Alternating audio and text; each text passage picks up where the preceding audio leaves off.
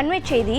மலேசியாவிற்கு சுற்றுலா சென்ற இளைஞர்கள் கடத்தப்பட்டிருப்பதாக தகவல் வெளியாகி இருக்கிறது. ரூபாய் 26 லட்சம் கேட்டு மர்ம கும்பல் மிரட்டுவதாகவும் பரபரப்பு குற்றச்சாட்டானது தற்போது முன்வைக்கப்பட்டிருக்கிறது. இளைஞரை மீட்டு தர கோரி ஆட்சியரிடம் குடும்பத்தினர் மனு அளித்திருக்கிறார்கள். விவரங்களை செய்தியாளர் சுந்தர் வழங்க கேட்கலாம். சுந்தர், வணக்கம். இந்த சம்பவம் தொடர்பான முழு தகவல்கள் என்னென்ன? பொதுவா வெளிநாடுகளுக்கு சிவகங்கை, மானாமரை, காரைக்குடி உள்ளிட்ட பகுதிகளில் வெளிநாட்டுக்கு வேலைக்கு சென்றதான் பார்த்தோம். இப்ப பாத்தீங்கன்னா மலேசியாவிற்கு சுற்றுலா சென்ற இளைஞர்கள் கடத்தல் சம்பவம் ஒரு புதிய பிரச்சனையா உருவெடுத்திருக்கு.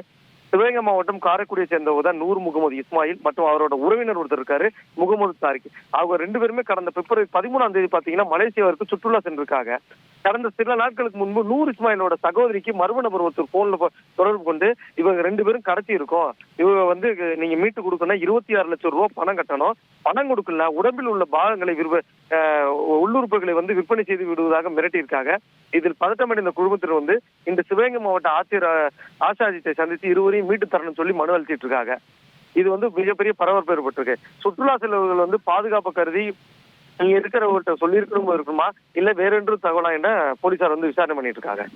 உங்கள் தந்திவன் தொலைக்காட்சியில் தெனாலிராமன் தினமும் மாலை 6 மணிக்கு காண தவறாதீர்கள்.